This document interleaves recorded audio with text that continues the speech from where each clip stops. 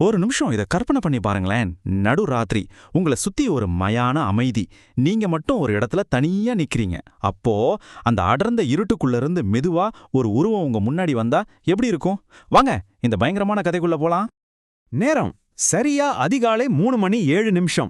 மொத்த உலகமும் நல்லா கொரட்டை விட்டு தூங்கிட்டு இருக்கிற நேரம். ஆனா சில அமானுஷ சக்திகள் கண் முழிக்கிற நேரமும் இதுதான். அப்போ இது எங்க நடக்குது? சென்னைக்கு வெளிய ஒரு ஒதுக்குப்புறமான இடத்துல. ஆள் நடமாட்டமே இல்லாத ஒரு சாலை. அங்க இருக்கிற ஒரே ஒரு தெருவிளக்கு கூட விட்டு விட்டு தான் எரிஞ்சிட்டு இருக்கு. லேசா பனிமூட்டம் வேலை. அந்த இடத்துல அவன் மட்டும் தனியா நின்னுட்டு இருக்கான். நம்ம கதையோட முதல் பாகம் காத்திருப்பு. ஆனா இது ஏதோ விடியலுக்கான காத்திருப்புலாம் இல்ல. இது மரண அமைதிக்கு நடுவுல அடுத்து என்ன நடக்கப் போகுதுன்னு தெரியாத ஒரு திகழான காத்திருப்பு. அப்போ நம்மால் யாரு? ரவி. ஒரு காலேஜ் பையன். பாவம், நைட் ஷிஃப்ட் முடிச்சுட்டு உடம்புல இருக்கிற கொஞ்ச நொஞ்ச தெம்போட வீட்டுக்கு போறதுக்கு கடைசி பஸ்ஸுக்காக காத்துட்டு இருக்கான். அவனை சுத்தி ஊசி விழுந்தா கூட சத்தம் கேட்கிற அளவுக்கு ஒரு நிசப்தம். இல்ல அதை விட ரொம்ப ஆழமான ஒரு அமைதி. அந்த அமைதியை கெடுக்கிற ஒரே விஷயம் காத்துல உதிர்ந்து கிடக்கிற காஞ்ச இலைங்கள தரையில உரசிட்டு போற அந்த காத்தோட சத்தம் மட்டும்தான். ஆனா அந்த அமைதி அது ரொம்ப நேரத்துக்கு நீடிக்கல. ஏன்னா இப்போ அந்த இடத்துக்குள்ள இன்னொருத்தங்க வர்றாங்க. ஒரு வித்தியாசமான பயணி.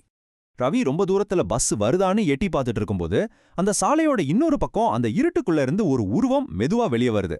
பார்த்தா ஒரு வயசான பாட்டி. அவங்க ஒரு மாதிரி வெளுத்து போன வெள்ளப்புடவை கட்டியிருந்தாங்க. அவங்க முகம் என்னன்னே தெரியல. அந்த மங்கலான வெளிச்சத்துல கூட ஒரு நிழலுக்குள்ள மூடி மறைஞ்ச மாதிரி இருந்துச்சு. இத பார்த்த ரவிக்கு லேசா குண்டு தடதடான்னு ஆட அந்த பாட்டி நேரா வந்து ரவிக்கு மிக மிக பக்கத்துல உக்காந்தாங்க. அப்புறம் அவங்க பேசுனாங்க. அந்த குரல் காத்துல மிதந்து வர மாதிரி ரொம்ப பலவீனமா இருந்துச்சு. பஸ் வந்தா சொல்லுப்பா.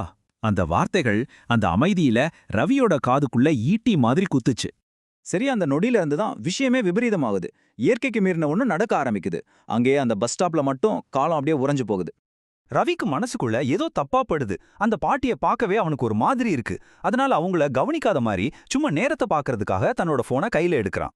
ஃபோன் ஸ்கிரீன்ல நேரம் தெரியுது. 3:07. சரி, இன்னும் கொஞ்ச நேரத்துல பஸ் வந்துரும்னு அவன் மனசை தேத்திக்கிறான். 1 நிமிஷம் போகுது, 2 நிமிஷம், 5 நிமிஷம். ஆனா ஒவ்வொரு நிமிஷமும் ஒரு யுகம் மாதிரி போகுது. ஒரு சத்தமும் இல்ல, ஒரு வண்டியும் அந்த பக்கம் வரல. அந்த அமைதி இப்போ ரவியோட நெஞ்சு மேல ஒரு பாறாங்கல் மாதிரி உட்கார்ந்திருக்கு. ஏன் இன்னும் பஸ் வரல? டைம் என்னாச்சு? ஒரு சின்ன பதட்டத்தோட ரவி மறுபடியும் போனை கையில எடுத்து டைம் பார்க்கறான். அவன் போனை பார்க்கறான். பார்த்ததும் அவன் உடம்புல இருந்து ரத்தம் மொத்தமா அப்படியே உறைஞ்சு போகுது. ஏன்னா நேரம் நகரவே இல்ல. ஸ்கிரீன்ல அதே நம்பர் 3:07. அவன் வாயிலிருந்து வார்த்தைகளே வரல. மனசுக்குள்ள மட்டும் ஒரு குரல் நடுங்கிட்டே சொல்லுது, நேரம் நேரம் நகரல. ரவி அந்த அதிர்ச்சியில சிலையா நிக்கும்போது அவன் பக்கத்துல உட்கார்ந்திருந்த அந்த உருவம் ரொம்ப ரொம்ப மெதுவா அவன் பக்கம் தான் தலைய திருப்புது. அவளோட முகத்தை அவன் பார்க்கறான். அங்க கண்கள் இருக்க வேண்டிய இடத்துல கண்கள் இல்ல, வெறும் இருட்டு. எல்லாத்தையும் உள்ள இழுக்கிற 2 கருந்துளை மாதிரி ஆழமான உயிரே இல்லாத இருட்டு. ரவி பயத்துல ஒரு செகண்ட் கண்ணை இறுக்கி மூடி திறக்கறான். அவ்வளவுதான், அந்த பாட்டி அங்க இல்ல. புகை மாதிரி காத்துல கரைஞ்சு போயிருந்தாங்க. மறுபடியும் அதே மயான அமைதி. அப்போ என்னதான் நடந்துச்சு? இந்த பயங்கரமான சம்பவத்துக்கு பின்னாடி ஒரு கதை இருக்கு.